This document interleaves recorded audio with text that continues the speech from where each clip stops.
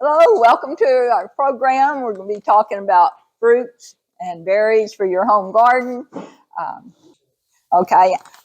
Carole Huebner. I'm a long-time master gardener here. I worked at the Centerville News for many years, and then after I retired from that, I helped out at our Christmas tree farm, which we converted into fruit farm a few years ago.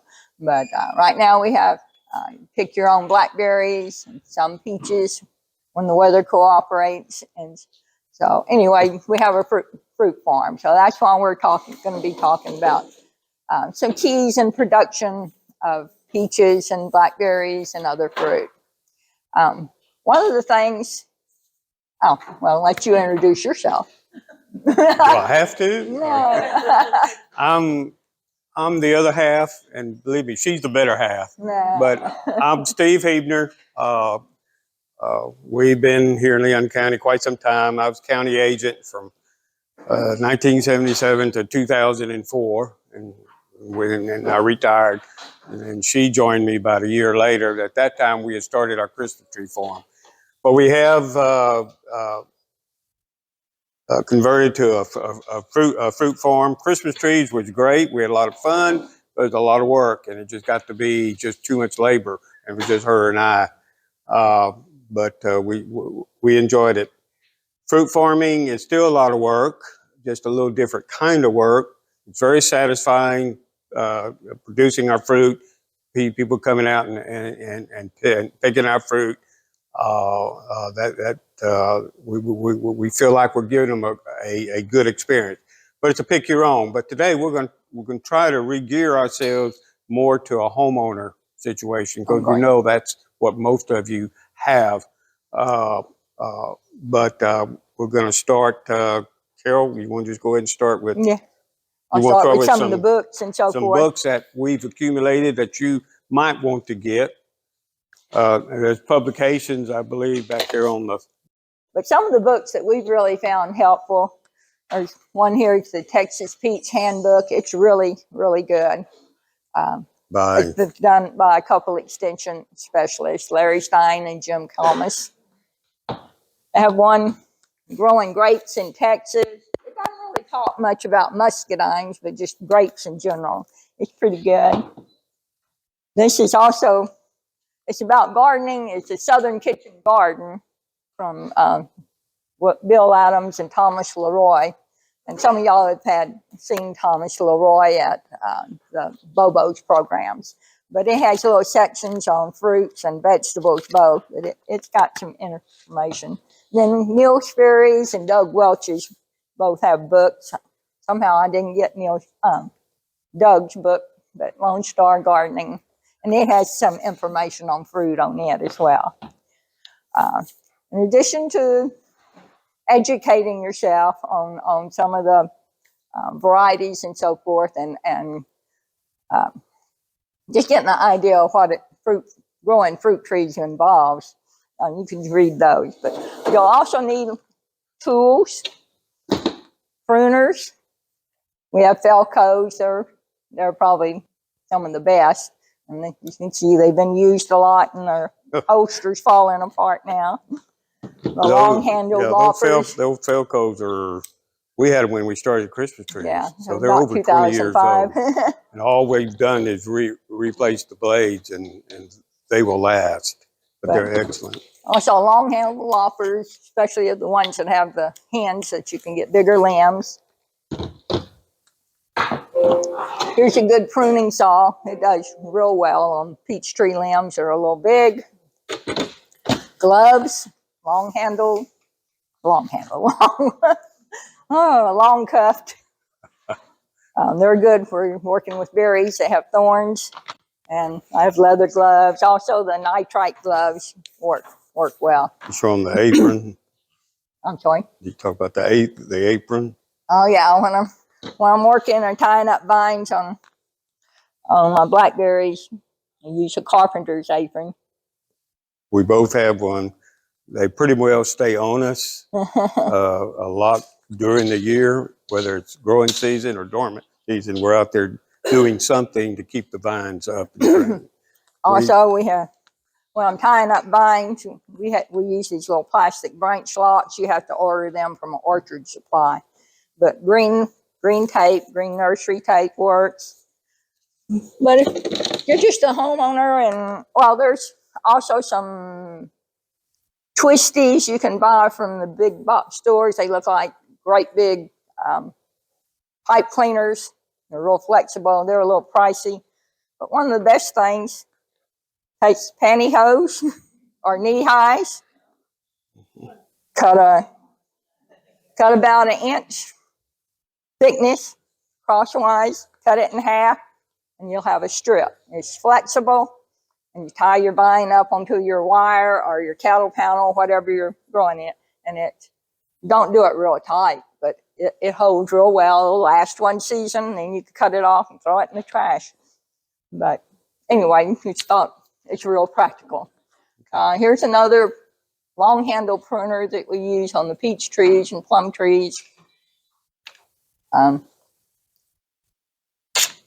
Pretty handy, but you have to order it through something like Dimplers or someplace like that. It comes in handy. And you got a grip there.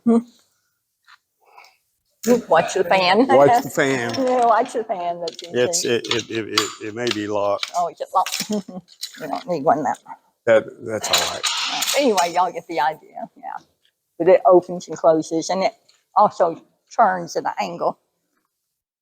Okay, we got our program. Steve will talk about some of the chemicals, organic and otherwise, that we use on fruit. But we're going to cover several key things that are several things that help make your fruit growing a success. We'll cover soil and site selection, selecting the varieties for your chill zone, buying and selecting your trees and plants, planting do's and don'ts, fertilization, which is very important, training and pruning. That's not the most fun thing, but irrigation, weed control, fruit thinning, insect and disease control, and harvesting. But feel free to ask questions today or anytime, either during the program or after. We're going to go ahead and start with blackberries. I know we said fruit trees, but we'll start with berries first. Blackberries are pretty easy to grow. They're pretty forgiving as far as soil types. They're easy to pick. The way we grow them is up on a trellis. You'll see more pictures a little bit later. Let me just give you a little background on blackberries. They're a member of the bramble family or the caneberry family. Most that you find these days are either erect or trailing, or some of them they call semi-erect. A lot of the improved ones are called semi-erect. That if you just leave them, they'll just sprawl out on the ground. That's where you need to tie them up to a trellis or wires or cattle panel or something. They're very good for your home garden or your orchard, your large commercial, pick your own, which we are. Blackberries are very, very nutritious. Blueberries get all the publicity of being so hot, the superfruit and high in antioxidants, but blackberries are right up there with them. They handle the heat. They still need water, but they handle the heat pretty well. And the varieties we have ripen from late May to early July. And depending on the weather, it can be a week or two either way. When do you plant them? Well, if you have bare root plants, probably the end of January through early March. If you're buying them in containers, you can do them a little later than that, but probably along in that time period. The primocanes are, well, you want to talk about the primocanes and the floor canes, or you want me to just go on over it? They have two types of canes. You're doing all right. Okay. The primocanes and floor canes. Primocanes are what you're seeing right now. They're real green, they have lots of leaves. But next spring, they turn into flower canes, and then that will be the stalks that will have blooms on it and that will make fruit. The ones that had fruit on it this year are going to die back, and you cut them off at the ground and you haul them out because they'll never bear any more fruit. This late in the year, you can pretty easy to tell the difference between the two because they're brown, and you can tell where the fruit had little spurs on there where the little fruit was on there. They're pretty flexible as far as soil types. They grow best in sandy soil, but loam's fine. Just as long as you have good drainage. The pH anywhere from 4.5 to 7.5. Like I mentioned, after you picked your fruit for the year, the old canes have to take them out. Otherwise, there'll be more disease, and makes it harder for the new canes to be trained up onto the trellis. And if you have thorns on them, you want to get rid of the ones that extra ones. Yes. So if you do everything right, and everything looks fabulous and all, how many seasons one plant? Yeah. Okay, well, it'll fruit just one season, but then, I'll repeat the question. She was asking how long a plant would produce. The things that are growing right now, we have stems up. They're probably day tall, lots of leaves. We have prune tied up to the vines. That'll grow, put out more branches and so forth between now and March, and then they'll start blooming, and that will be the ones that have fruit on it. Next spring or next summer, after they're through fruiting, you have to cut those off. But at the same time, they're putting out new shoots, and that's what you'll have fruit on the following year. The roots themselves will last for a number of years, probably 15 years. The crown itself would last for years if you take care of it. Right. But they're constantly putting up during March, April, May. They're putting up new canes, while the older canes have blooms and fruit. But the crown itself will last a number of years. Yeah. Yes. One thing a neighbor gave me, and I planted up here. I haven't bloomed yet, but just right now they have like 6-foot-long canes everywhere. But they're nice and green unless they're thornless. But should I cut them down this year? No. Just tip. There was a question. She has some thornless blackberries that her neighbor gave her. They're about 6 foot tall now, and they're real green, but they haven't put any fruit on them. Just tip prune them. And I'll encourage them to branch out a little bit. Anywhere, 4 or 5, if they're that tall, probably 4 or 5 inches, even a foot. Just tip them back. Just tip them, and they'll make them get bushy. Everywhere where you cut, they're going to send out new laterals. Yes. How far down do you prune the old ones? To the ground, to where they join the crown.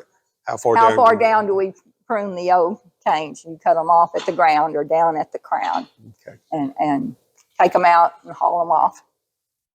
There'll be some pictures up here for long. Varieties, there's basically thorn varieties and thornless. One of the best thorned ones that we like, our customer likes, is the Carole. They have big, beautiful berries. They have thorns, but where they're growing up on a trellis, it makes them real easy to pick. You're not having to fight the thorns or reaching in through a whole bunch of almost like barbed wire. That's not the case. But they're real sweet. They're heavy producers. They make from May to July, early July. Usually they're through before the 4th, around the 4th or about a week before. Some of the thornless varieties, the very first ones they came out with were not very good producers. So when the breeding program to get rid of the thorns, they had to give up something. But over several years, University of Arkansas has done a lot of research and a lot of development of the thornless varieties. And these are some that we have used that we like. The Natchez, Washita, and Osage. The Washita spelled like ouch with an A in it. But they were some of the ones that we put in to begin with. They have about 10% sugar. The Natures are one of the superstars. Extension has put out Superstar. But back when we had the snowpocalypse, polar vortex, the Natures was the only one that showed cold damage. They had already started budding out, and it really damaged the buds. Natures also have a growth problem. They will grow vines 30 foot long, but you have to cut them back to 10, 12, even 15 foot, because they'll just produce on the end if they have that long and haven't been tipped or something. They will overproduce. And plus, they will overproduce if you don't trim them some. Anyway, those are three. The Osage has a real rich flavor. They're smaller berries, and they hold their sugar even in the heat. We tell our customers the best pickings in the morning before it gets hot, because the berries have their highest level of sugars in the morning. As the heat of the day goes on, the sugar goes back into the plant. But Osage seems to hold the sweetness longer.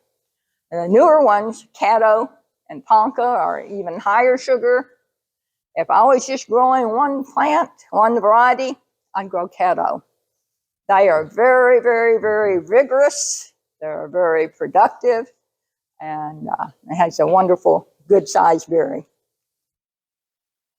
University of Arkansas has also put out some other ones since then, and some of the other researchers from North Carolina and Mississippi have come out with some other varieties too.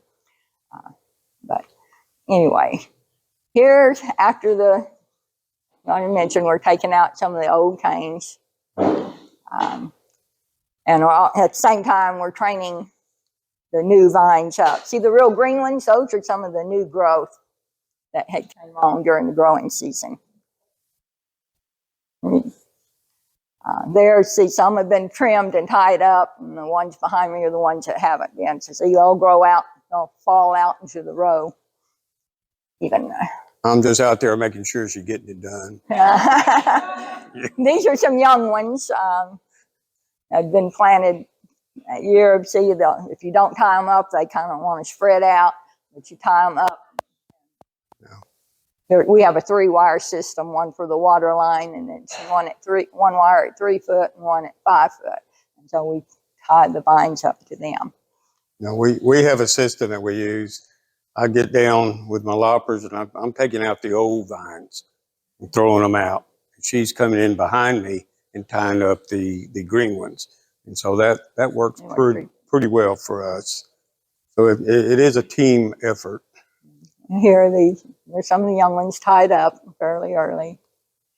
There's where we're calling off some of the old canes. See, usually by the time we do them, they're already turning brown, so it's pretty easy to tell. But you can backtrack them, find the ones that's got little clumps. You can tell where the berries were on, and just follow that stem on back to the bottom, and then cut it off there. That particular trellis, we have a 3-wire trellis, and one at 18 inches, one at 3 foot, and one at 5 foot. The very bottom wire, 18 inches, what carries our irrigation line. For homeowners, you could, this is 12 gauge wire, and you can get it. Wire. It's basically electric fence wire, but it's heavy. Put you in your post.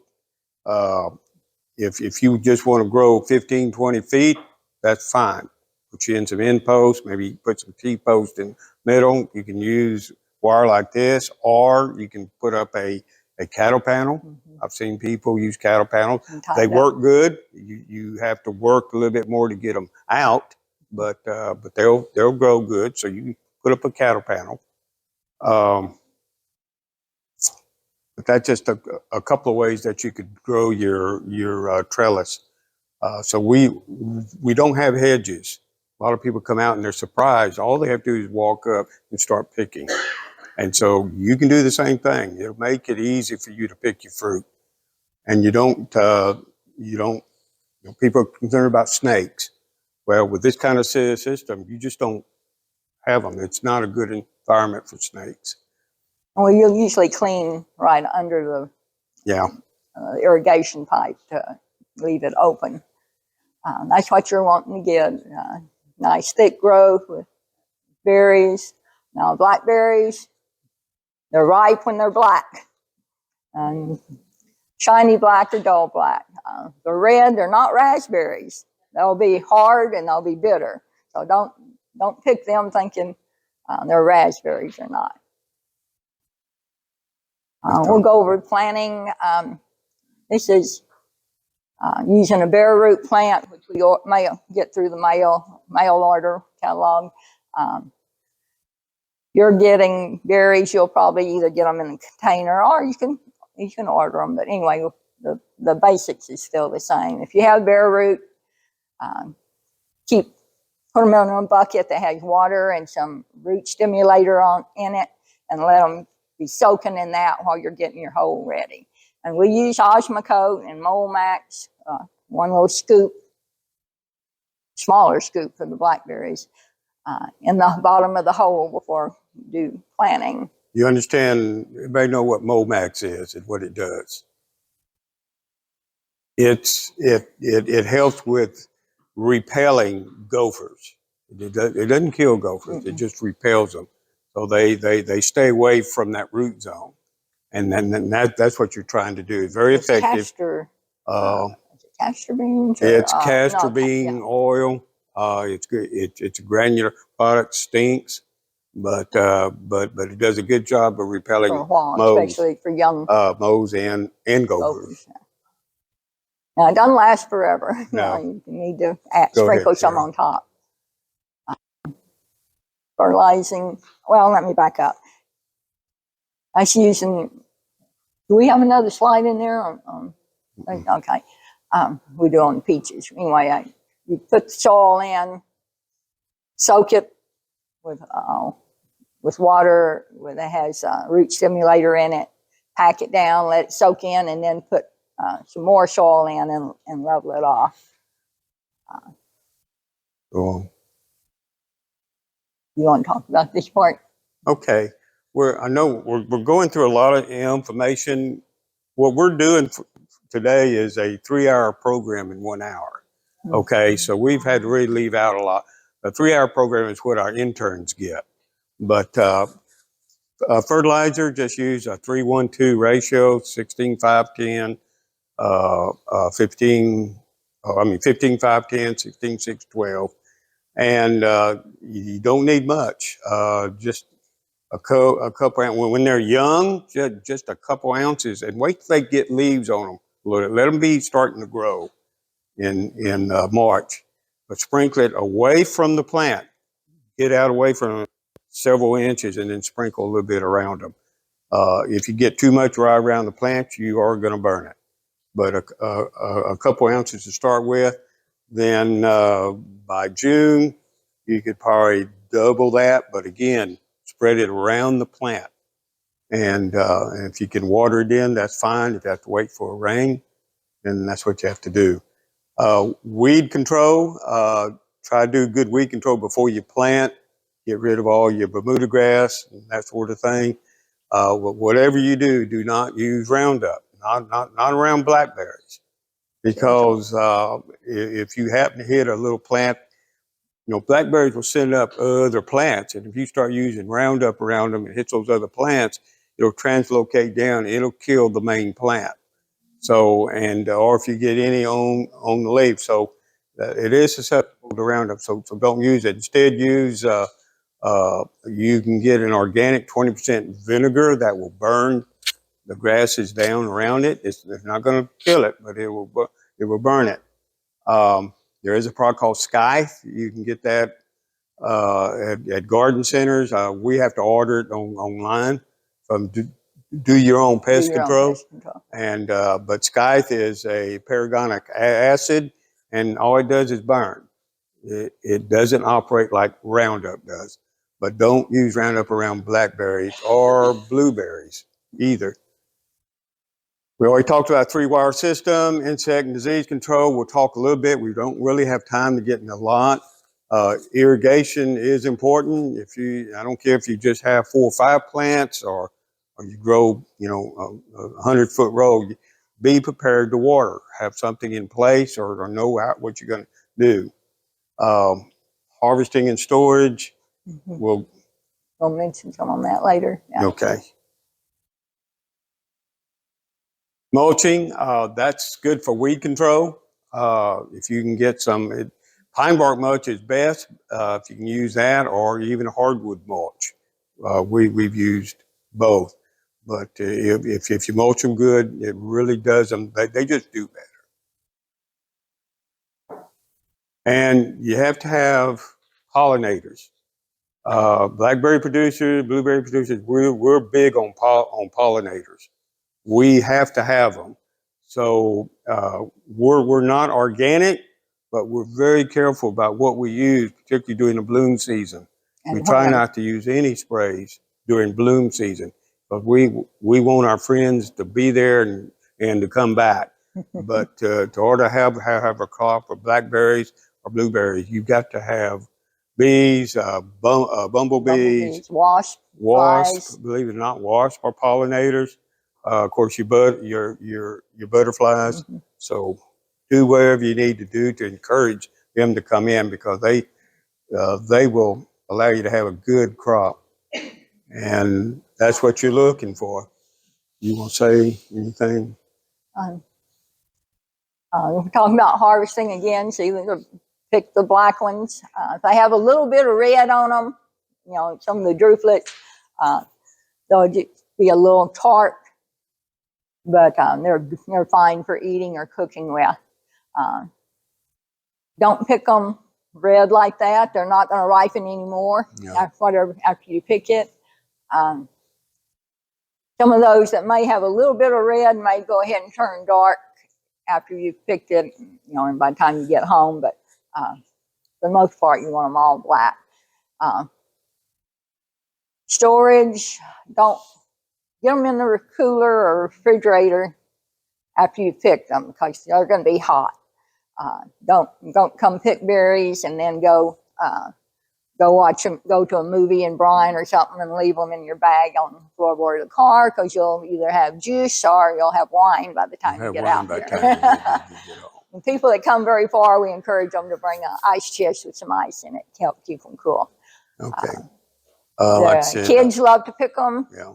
We encourage our customers and the kids to try the different varieties. They all have a slightly different taste.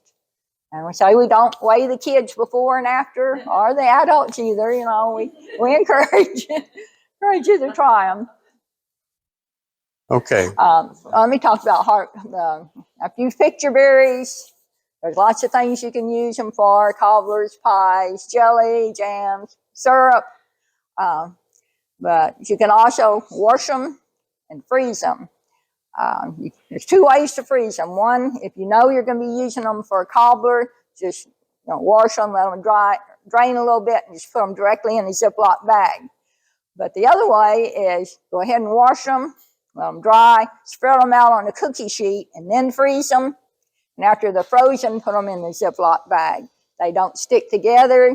You can reach in there and get a handful to go in your oatmeal, or on top of your cereal, or with cottage cheese or yogurt or whatever. But it takes one extra step, but it really is good. Yes?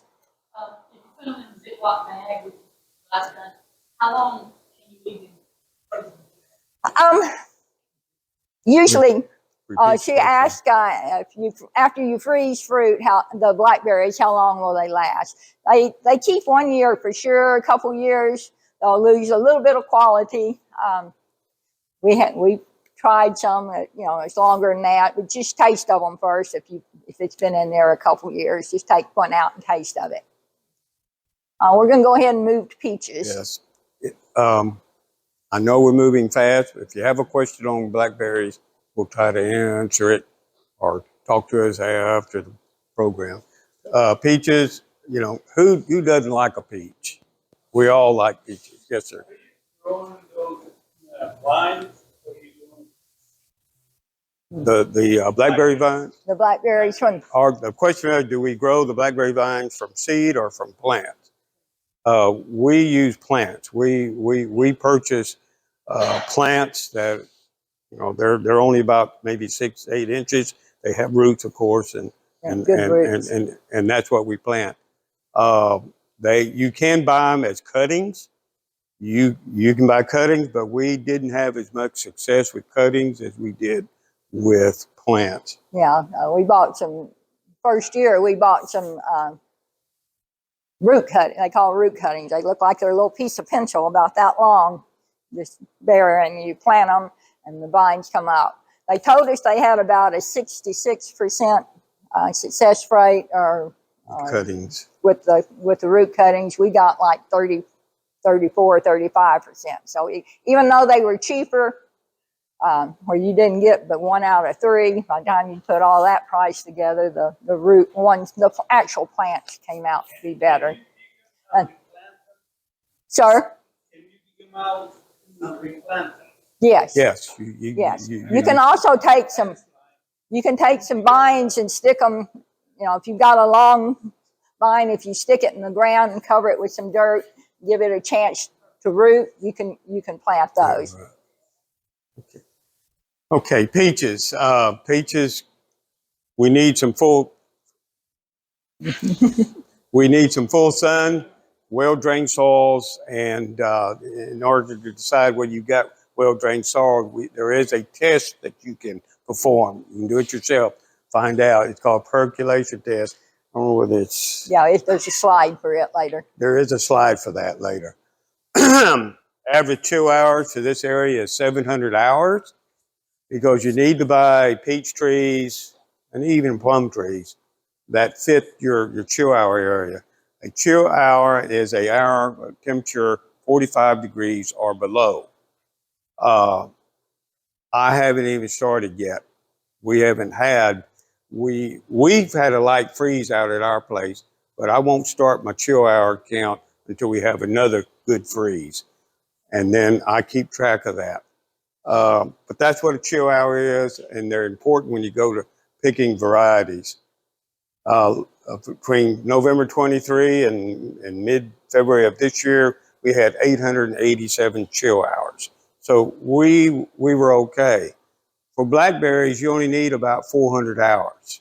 So even if we have a real mild winter, your blackberries, they're still gonna leaf and bloom, and it's at fruit.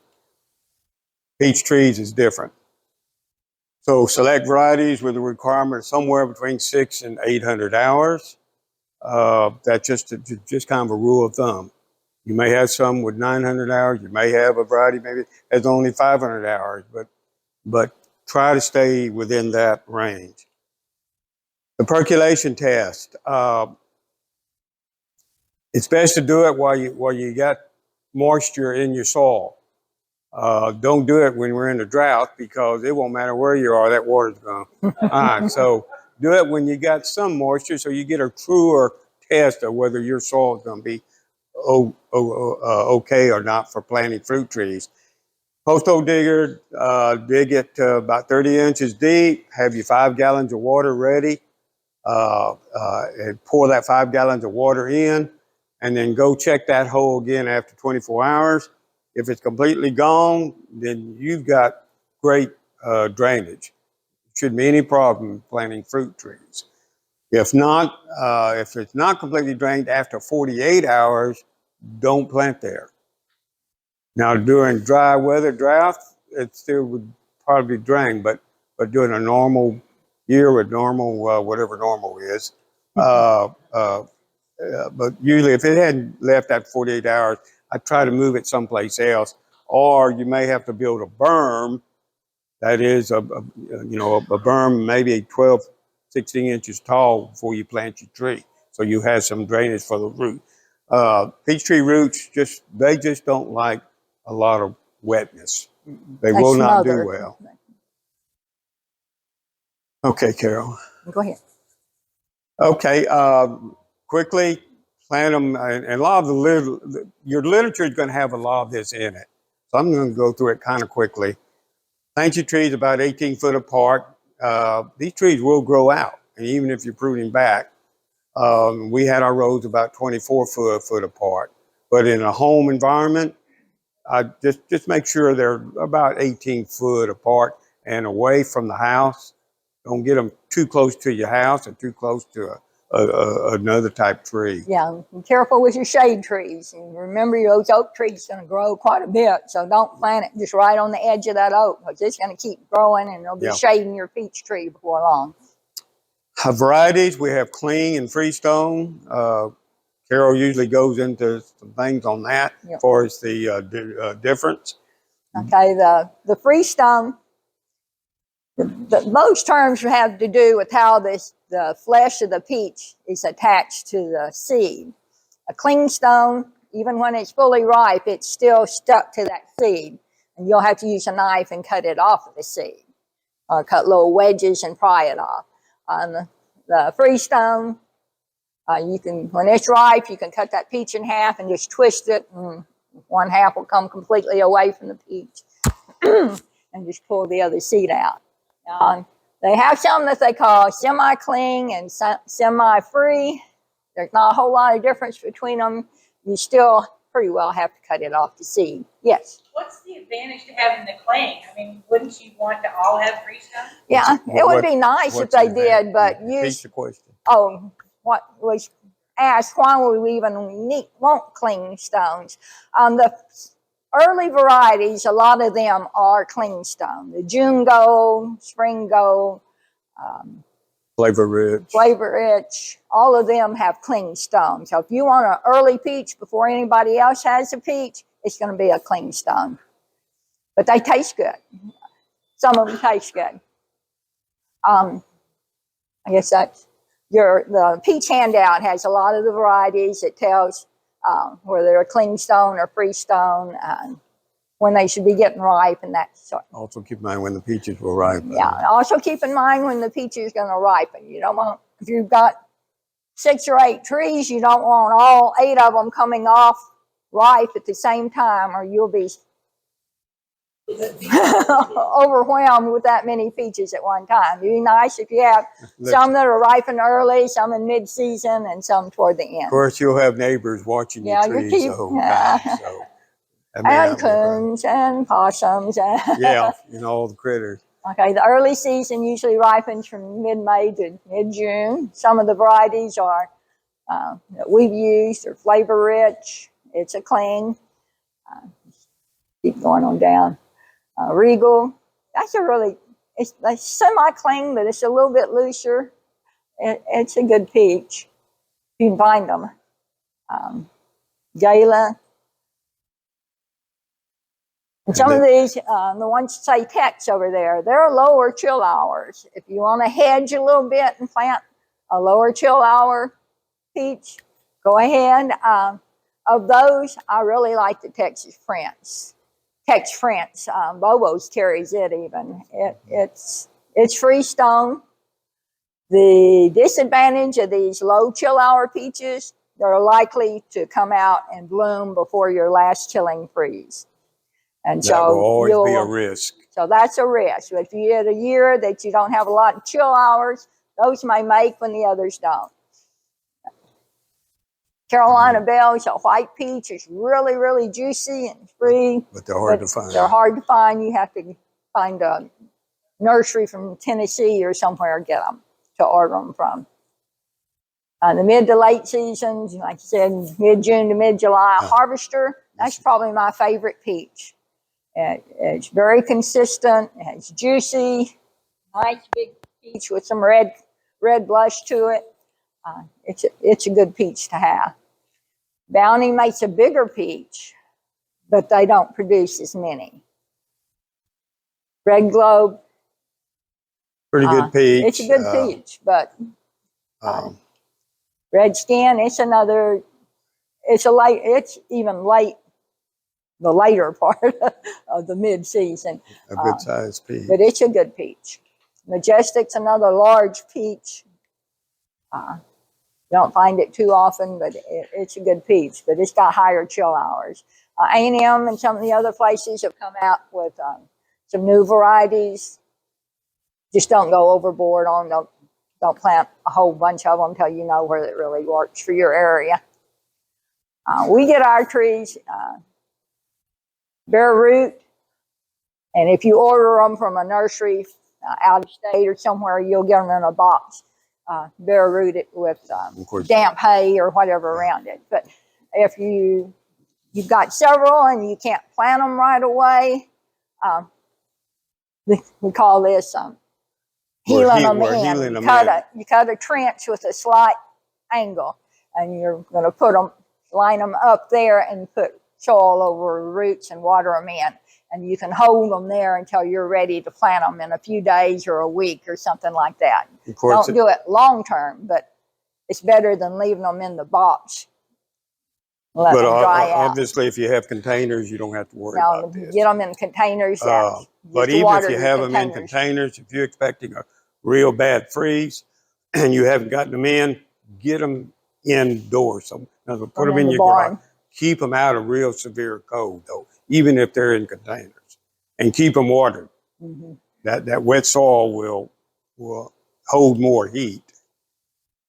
Planting them, we use a root stimulator. We make sure those roots stay wet, so we put them in buckets. Here I'm digging a hole, and I just use a spade. You know, want to get down there and use your hands, that's fine. Now, what I usually do, I'll look at that tree root system, and then I'll dig my hole. I try to dig it where the roots will sit in there fairly naturally. And what I'm pointing at, Carol, tell them what I'm pointing at. That's peach trees are grafted onto a separate root stock. They're a different variety than what the top part of the tree is. The root stocks are usually more nematode resistant, but they don't necessarily have good peaches. But the upper part is what you'll be getting your fruit off of. But the thing is, just pay attention where the graft is there. You don't want to put it below ground, or all you'll be getting is the rootstock peaches. It'll kill the tree. If you put it too deep, part of the tree, you put it deep, above that graft, you will kill the tree. So just make sure you know where that is. We're putting in, we got our hole prepared, putting in our Momax, and we use Osmocote. Osmocote, because it's safe. It can come in contact with the roots, not going to hurt it. It's a time release fertilizer. It is a time release. We soak it well. Again, before we actually put the tree in, we get some moisture down there deep. We're on a very sandy soil. As we have to do our planting in this manner, waiting for that water to soak in. In the meantime, we're going to the next hole. Homeowner, you have plenty of time. Just go ahead and fix your hole, let the water soak in. You got your tree ready. If it's in a container, you're going to have that container sitting there by the hole. Usually we'll pop that, hit that container where that whole peach tree will come out. I don't leave the dark soil around it. I don't. I take that off. I put it off to the side, and then we put it down in the hole with the dirt that it's going to be growing in. But save that packing material. You use it on mulch after you can mulch the hole with that. It's usually pine bark. And again, after we get the tree in, then we soak it again. We're kind of patting in our final. Pack it in about halfway, and then let it soak in, and then put more soil on. More soil and pack it tight. And watering it helps take that soil, and it helps pack around those roots. Yeah, it gets the air bubbles out too. It gets air out. There again, we're pointing to the graft. Make sure it's above ground. This applies to what you're looking at. Applies to plum trees too. There is no difference there.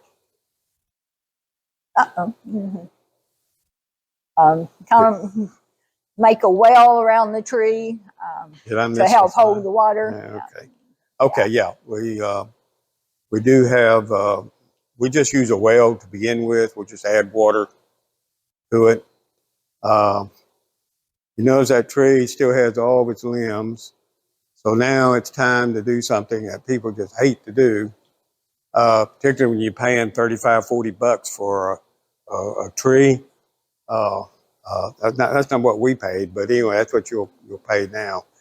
But we do prune these trees back. It may not be that very day.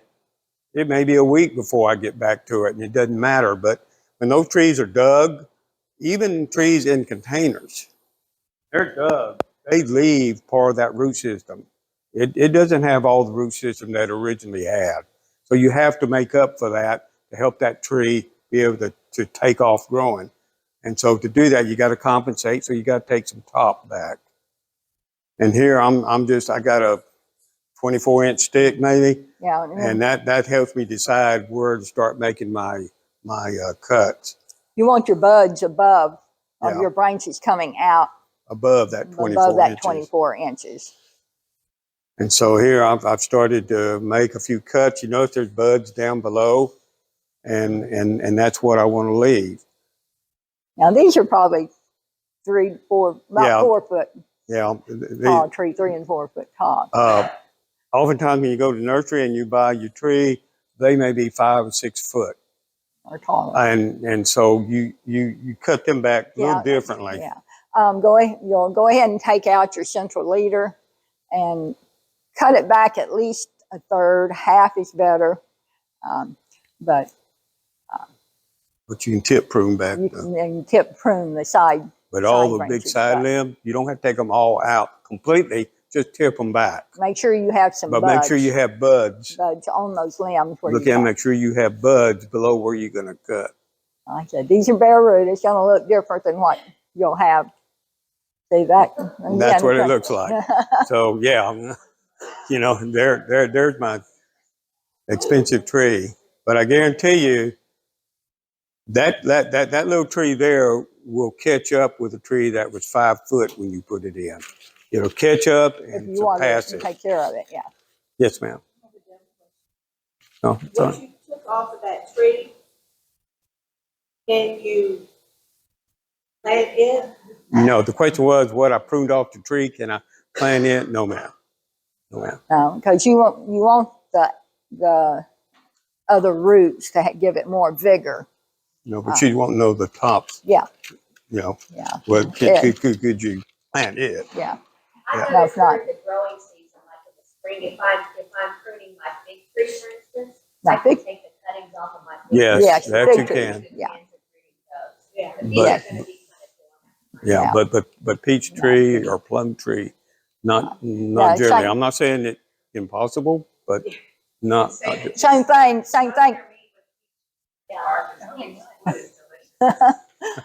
Well, also, we get question about can you plant the peach seed?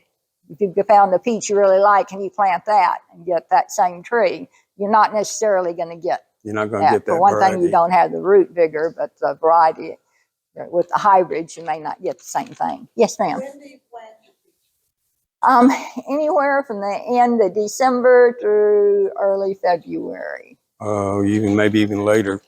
With containers, you could go a little later. Later, you can go through maybe March. mid-March. Well, right now, you're probably yeah. not seeing very many available. A lot of the nurseries get them in toward the end of after Christmas, the 1st of January. So you'll have a better selection Okay, then. Go ahead. After you've got that tree planted, you're going to wrap it with aluminum foil. Just a heavy-duty, wide kitchen aluminum foil. Tear off a piece about a foot long. Gently wrap it around the tree and squeeze it a little bit at the top and a little bit at the bottom and a little bit in the center. Don't try doing this when it's 30-mile-an-hour norther blowing. It's very hard to do. Take a voice of experience.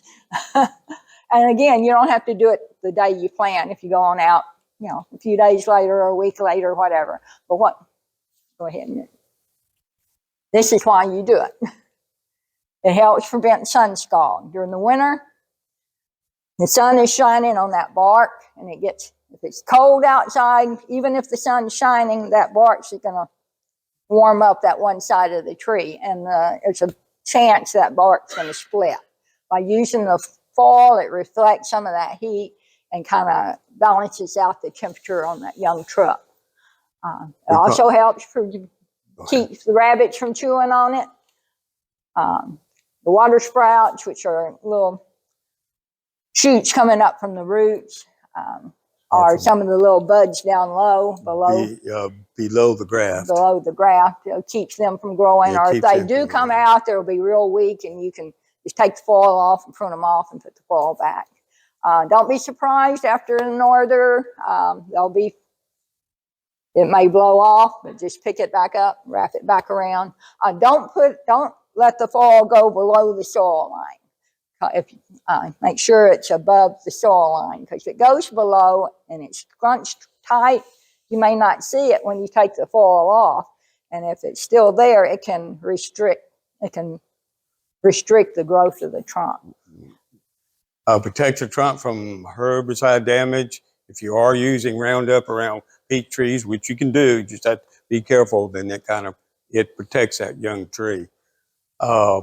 She said wrap loosely, remove it by early winter of the following. In other words, you're putting it on, what, January, February? So you plant January, February, leave the fall on till about December of that year. Of that year. No, it's just 18 inches, and it'll be below where your buds are going to be. Yes, ma'am. So you said put it on, like you're saying, in January or February, and leave it all the way around to the next. The same year, yes. The same year, yes. Okay, there's an example. And see, it's got the buds above. It's already, this is just a few weeks after it was planted. It's coming out pretty nicely. Something else you may want to do, you don't have to, but it does help with winter. You have winter injury on tree trunks, and this kind of helps eliminate some of that by painting these trees with a latex paint. Granddaughters are great forms of labor, or grandsons, but we had two granddaughters, and that was one of their jobs there for a while. We've lost them now, but imagine that, they don't want to come over and paint tree trunks anymore. But while they were there, that was one of their jobs. And Carrie, you want to talk about why they're painting them? Again, just use cheap latex paint, undiluted. You can spray them, but it has to be diluted. But it helps keep the bark from splitting, just like when you're having cold, a lot of cold and thawing. It says that the rabbits don't necessarily like the taste of the white paint, so it's supposed to help. They say it may help with boring insects. I don't know if that's really true or not. But the main advantage is keeping bark from splitting from the constant freezing and thawing.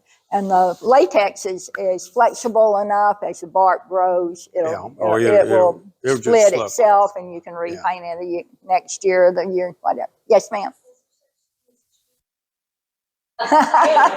cheaper, whatever. The name brand, or Walmart brand, whatever. You can go and get their big colors. Might have pretty cool. Yeah. True. Nothing's cheap anymore. Yes, sir. Are you use the paint and the aluminum foil, just the? Well, the aluminum foil is just for that first year, that the very young first tree. year. And after you take the foil off, I'd let it dry a few days or a week before you painted it that first time. Yes. Does it have to be white paint? Yes, it needs to be white. It needs to reflect heat. So white, yes. Not, have pink and red. And that sounds great, but it wouldn't work. So. But that's strictly optional. Some people just like the look of them. In the old orchards, you'd see them. Tree fertilization quickly. Again, some of this information should be in your handouts. But after that tree starts growing, we're talking about young trees here now. You use about a half a cup of a 3:1:2 ratio fertilizer, April, May, June. And again, place it away from the trunk of the tree. And the Then drip line, around, where the edge of the drip and line. then the second year, you increase that to about a cup. Same kind of fertilizer, Do it March, 4 April, May, and times. June, four times. Hopefully you're either getting rain or somehow you're irrigating after each one of these applications. Third year, you jump it to 2 cups fertilizer, March, April, May, and June. So you're beginning to put a good amount. Peach trees, they love nitrogen, but you also need some phosphorus and potash. But they will use it because they are growing, and that's what you want them to do. And by the 4th year, you're up to 4 or 5 cups each one of those months. So, Okay. Hey, let me throw one thing in. We don't have it on the slides, but after you planted that tree the first year, even the second year, but you may get blooms on that little tree, and it would probably set a little fruit. Pinch them off. pinch them off. Pinch those blooms off. You want that tree to grow, spend its energy growing instead of spending energy filling out and ripening a fruit. And it's hard, especially that second year. Or if it's got quite a few blooms that second year, you can leave 1 or 2 just to see what the peach tasted like. But don't let it make a whole lot.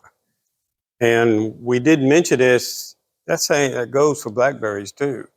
That first year, let's say you plant that blackberry in February, March, and it will start blooming, and it'll start setting fruit. You pick all those off, because what you're trying to do is get that plant to grow. I know it's hard, and I see some faces. Some of you have done that. But and sometimes we didn't get to all of our plants, so it still happened to us. But And some of them will bloom a little later after you've already gone through and done that. They're still like a year or 2 old, so they're just not thriving. Would it be okay to pick them up and spread the thing out and make do that all over again? I don't know that I would, you Oh, mean, a good question, if you had a tree that was a couple years old and it wasn't doing well, would it be okay to dig it up and basically replant it? is that what you're asking? Yes. Okay. Start all over. Start all over. Fertilize and I don't know. You might be better off just buying a new tree. You might get faster results. You could go ahead and do some pruning though. If you hadn't. So you could have a do tree pruning. that's just not very healthy, or it hadn't grown very tall. yeah, just still Okay. Have you been fertilizing and watering? Well, that's why it's not very tall. Yeah. So you might be able to change it. It may start responding, but like Carole said, you may want to just go ahead and put another one out there just in case. But You could try getting some root stimulation. I'm going to say get a little, yeah. but get you some root stimulator and water it with the root stimulator. Yeah. Maybe do a little tip pruning around it. Maybe it'll do something just to, something that might to stimulate it. Weed control, you do have to control weeds. And if you didn't control weeds around that little tree, that's another reason it didn't grow. Now, what about pruning? If I prune it, February up to 1st of March. Sometimes we had to start earlier because we just had more trees. Some commercial producers, we start in December. January. But for a homeowner, February, March, you want to try to prune where you're not. Pruning is stimulating the tree. So if you prune earlier, that means it may try to start growing earlier, and then you have a late freeze. So that's a risk. Mm-hmm. If you wait to mid-February, 1st of March to prune, not so much of a risk. Does that make sense? And you can do that. but keep weeds and grass from around those trees out to the drip line. If you have to use a burn down like vinegar, that's fine. Mulching, again, I know y'all have access to a lot of mulch, so you can put mulch around them, and that will keep those weeds and grass from growing. Plus, it helps feed. The Roundup, yes, you can use Roundup around peaches and plums, but just be careful with it. We're going to go on. Mm-hmm. That's what we strive to do with our trees, and they did quite well. I don't know. This is probably a 2 and 3 year old. 2-year-old trees. Mulching, we've already talked about that. I'm going to move on. Carol's mulching some fig trees. We just never had real good luck with fig trees out there on our deep sands. We just cold. We always had some cold damage, no matter what we did. They freeze to the ground every year, and they come up so far, and then that was it. You may have better luck with figs. Irrigation, you have to have that. You've got to have somewhere watering that little tree, whether you got 1 or 2 trees or whether you've got 20 trees. Figure out how you're going to irrigate that tree. It has to have it for growth, even if it's an older tree. It has to have enough water for bud break, enough water for fruit sizing and flower buds. Your peach trees in August and September of this year were putting on fruit buds for next year. Next spring. And they may still have fruit on them, or maybe possibly, but they're finishing up this crop, plus they're putting on buds for next year. So they have to have the water to do that.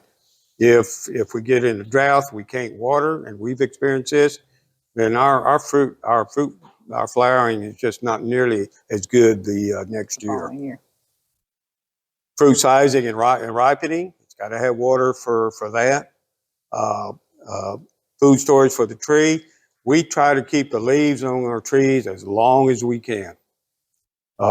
We like to have them on there till we get the first heavy free. The longer those leaves are on, the more food energy that tree storing. It's gathering for that tree and sending down to the roots. So, with trying to keep the leaves on, keep watering it more and more? Yes. Okay. Go ahead. Yeah.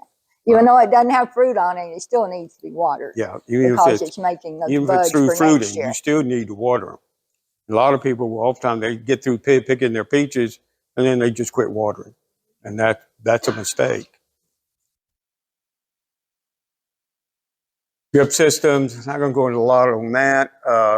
You can use water. You can build berms to help hold your water. Hand watering. Just be sure you get out around the root. Soaker hoses, you can use those quite effectively. You have these what I call brown hoses that got the pre-installed inline emitters. Y'all know what I'm talking about. You put them in your flower beds a lot. You can use those around a fruit tree. We use drip irrigation and micro emitters for our trees, but you have to have some kind of system to get water down. Okay. Fruit tree training and pruning. You want to have an open center on your peach tree.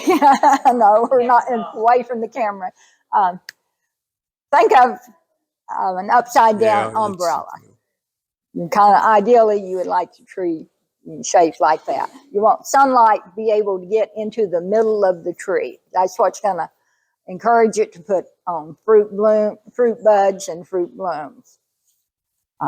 First year, after that tree's been growing, there are going to be some limbs that are wanting to grow toward the center.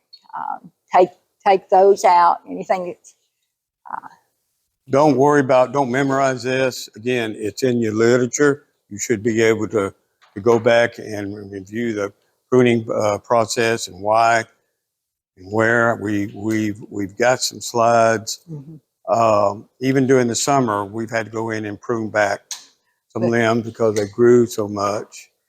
If you're doing summer pruning, don't do it any later than May. When it gets really hot weather, May shock the tree, for lack of a better word. Don't go out in July and do any summer pruning. Prune off your water suckers at the base of the tree. It's the first Anytime. thing you do. Is prune those suckers out. They're look like They're- little shoots or a new tree coming They up. look like new little trees trying to come out. Cut those out because all it's doing is draining energy. Okay, this is a 3-year-old dormant tree, but you know how it looked. You can tell how we had Again, it it looks like pruned the back. upside down It umbrella. looked like an upside down umbrella. It does need a little pruning. We got some limbs there on the inside. This is a young tree, probably. This may be one of Maybe the one of the first year, That's yeah. how much they grew because They can. the foil is still on it. Yeah. But do I have a pointer? Yeah. Yeah. But see, it's got some limbs. It's got a central leader trying to come up, and we don't need that. We want to cut it out, and that's what we did. We cut that central leader out, and we cut some of the side shoots out. But we left most of the side shoots. But we mainly took that center leader out, opened it up to sunlight. Peach trees have to have sunlight in order to set fruit buds. And if you don't keep the middles open to sunlight, then you're gonna have a lot less fruit set.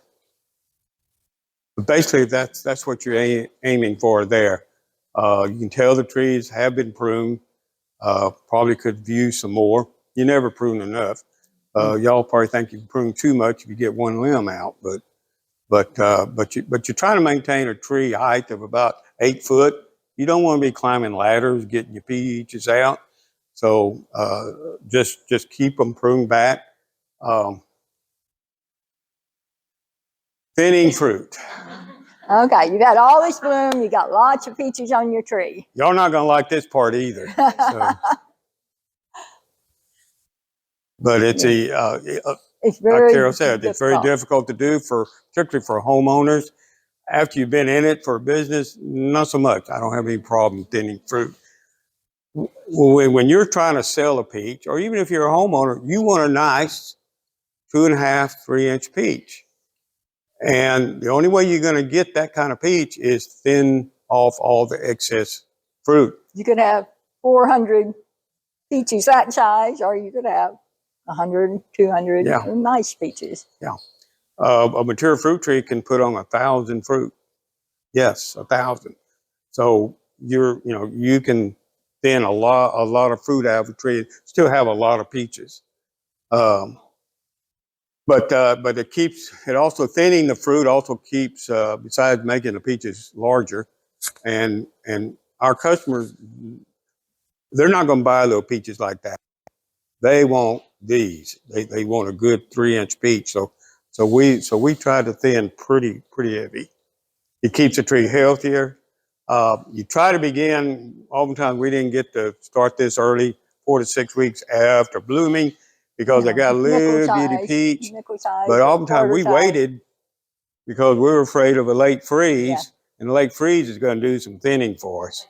So we would always wait till that peach got up, or we get more into maybe the end of March, the 1st of April, before we really got serious about thinning because of the danger of late freeze.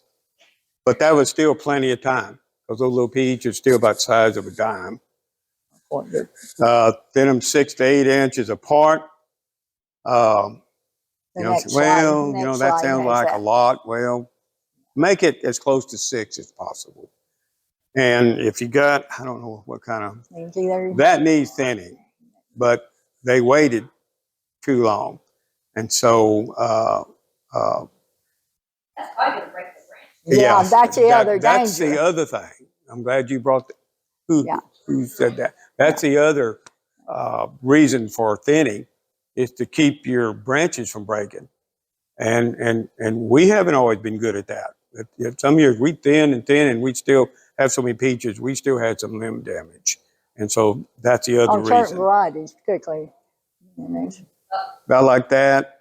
And if you got shows them apart there, but if you got 2 peaches, growing one on one side, one on the other, take one off. They must be thin both ways, not just this way, but they're across from each other. So how old was that tree that was so full of fruit? How many years was that?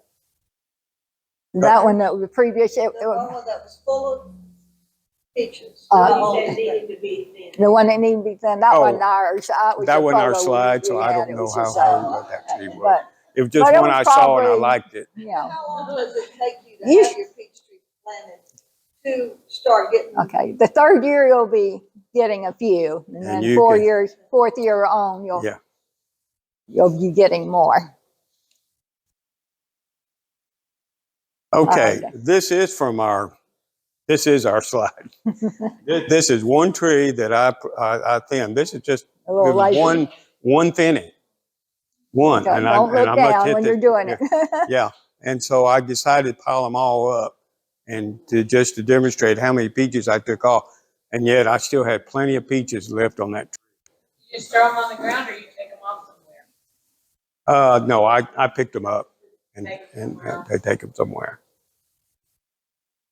Okay, Carol. Yeah, This these is are her- twins or doubles. It's basically a Siamese twin. Some varieties are real bad about it. And the years when you've got really hot summer, hot and dry in August, like you said, they were setting their fruit buds. That affects those buds. That causes more doubles that next spring. Pull them off. It's hard, but yeah, because one side is going to grow and ripen different than the other side. And it will get up, it might get that big, and this one may be a little bitty, and it'll rot. One will stop growing and make the other one rot. Now, if you Okay. accidentally left one and there's two that are about the same size, they're still edible. Go ahead, don't worry about it. Go ahead and pick it. It looks like a baby's butt. Anyway, harvesting. Two things, color and firmness. Peaches have two color patterns. They can get out real green, then they start getting yellow and red and so forth. It's called the red blush. Look on the very top of your peach next to the stem, or on top, closest to the stem. If it's green, that peach is not fully ripe. They will ripen a little bit after you pick them, but you don't want it really green on top when you print it. You also firmness, you squeeze it, just slightly squeeze it. If it feels like a softball, it has just a tiny bit of give, it's ripe. These peaches are ripe. These peaches are ripe. You can see the blush on them. Yeah, they're doing good. I'm not going to go into peach diseases. There's just too much there. You will, the thing about peaches is that they have a lot of pests, and you have to spray. If you don't spray, you still may have peaches. You're just not going to have as many or good quality.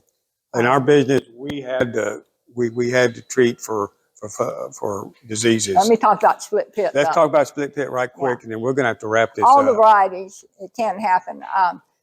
When you had the peaches have been growing, they're on the tree, they're growing, and maybe it's been a little dry for a while. Then all of a sudden you get a rain spell, and then it turns dry again. That peach, some of them will get split pit. And what is happening, the flesh is growing at a different rate than the seed. So it pulls away from the seed, and it makes like a bad bruise on the inside, or it may pull the seed apart, which you don't want. And you may not necessarily be able to tell just by looking at it that it has split pit. Sometimes you can look, and right at the top where the stem was, if it's opened up a little bit, it's probably has split pit. We had a lot of split pit And- on all of our varieties. What about those worms that come up and make the belly on Yeah, those are peach tree borers. Yeah, yes, ma'am. Ma'am. You can wait to teach them, treat them naturally. Peach tree borers. The question was, what do you do about peach tree borers? Any way to treat them organically? Not really. Not because once they're in that wood, there's nothing going to get to them.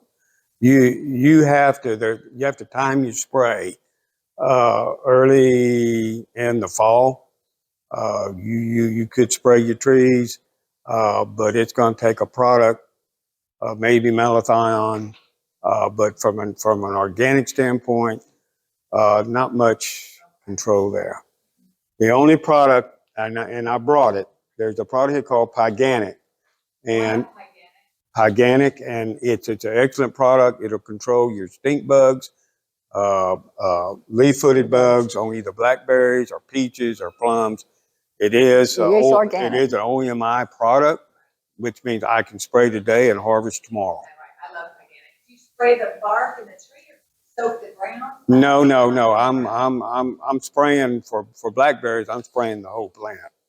I mean, for the trees. On peach trees, you'd be spraying the tree, the foliage, Yeah. not the trunk, not the ground. We're trying Starting in to, the fall. Yes, but you don't have to do it. Just do it when the insects are present. But it's not going to help you with the borers. we grow during the growing season when you have peaches. There's some of the Leaf-footed bugs, bug, grasshoppers. leaf cutting ants. Everybody, if you haven't ever had them, you're going to. And we brought a sheet over here that's got it has a recipe on how to mix up a couple products and treat your cut ants. And I've had almost 99% success with it. Yeah. So if you want to get one of these sheets, that'll be I'll put fine. them back there on the table. Gophers, we have a lot of other pests. We can't go into a lot of detail. Carole does most of our gopher trapping. Coons, possums, they can put you out of the peach business real quick. So you just have to deal with them however you can. Deer love fruit trees. And deer love fruit trees, yes. Don't plant it. Don't. If you're not sure, you have a late freeze, you're not sure it's affected your peaches, pick a peach off and cut it in two. And if it looks dark brown in the center, that peach is dead. And more than likely then you've had a freeze kill. So that's how you know It'll drop off the tree. Yeah. Plums, a lot of the things you do for peach tree, you do the same thing for plums. As far as the pruning, the planting is going to be the same. There's one on Go the ahead, plums, Carole. though. A lot of them will grow or put on branches that won't cross each other. And when you're pruning, go ahead and take some of those out. It doesn't have to be as quite of a drastic as what the peach is as far as being a bowl. But another thing, plums have a lot of little branches that come out, called trashy looking. On the peaches, we take them off, but on the plums, don't, because some of them may be fruit spurs. That may be where they're going to have fruit on it later. Varieties, we've had real good luck with Methley, and Methley is a good pollinator. You have to have more than one plum tree. You have to have several for good pollination. Yeah. Methley is a really good plum. It's like eating candy, and but it's a good pollinator for the rest of these. They're not real big. No, it's not real big. But our customers every year, when we had plums, that's the first thing they asked for, and so they're real good. Those aren't premier. I think it doesn't say so, but I think it takes more chill hours. Yeah. They make a big plum, but they don't make very many. And you don't have to thin plums. Yay. You can, but you don't have to. You don't have to thin plums. Pears, a lot of people have pears. Fire blight's the biggest problem with it. But if you can get a pear to get up there at that size, blueberries, we can't really go into detail. Blueberries is a whole program. But they can be grown here, but they need to be in a highly organic soil or soil that you create yourself using sphagnum peat moss. Acidic. And or you can put them in containers. A lot of people had success growing blueberries in containers, sphagnum peat moss, and pine bark mulch. Soil must be acid, 4.5 to 5.5. Water, I'm going to have to go through these. Varieties, I think you probably see that in some of the literature. You see it. You see Climax, Brightwell, Austin, Premier, and Tiflu around at most of the nurseries. Do they like a lot of water? Yes. Yes, but They it have has, very shallow root yeah, systems. shallow root so system. You need to But water it's them got to be and mulch irrigation. them. Blueberries are very sensitive to sodium. Have your water tested. You need a low pH water. When I mean by that, I mean a pH of probably 6.5 maybe or less. Or less. Uh, and they have to check for sodium. Blueberries are very sensitive to sodium. And so, and sodium is in deep well water. If you use water from anything more than about 250 feet, you'll probably kill them. I know you will. And You city cannot water. use community water. You cannot use deep well water. You have to use water that comes from a shallow source or shallow well. Or a pond. Or a pond. Or rainwater. So that's the biggest thing with blueberries is using the right kind of water. Here, I'm going to go on. Okay, why don't we just stop with figs? How many of you have figs? Y'all do quite well with them? Okay. I love figs. Yeah. But All right.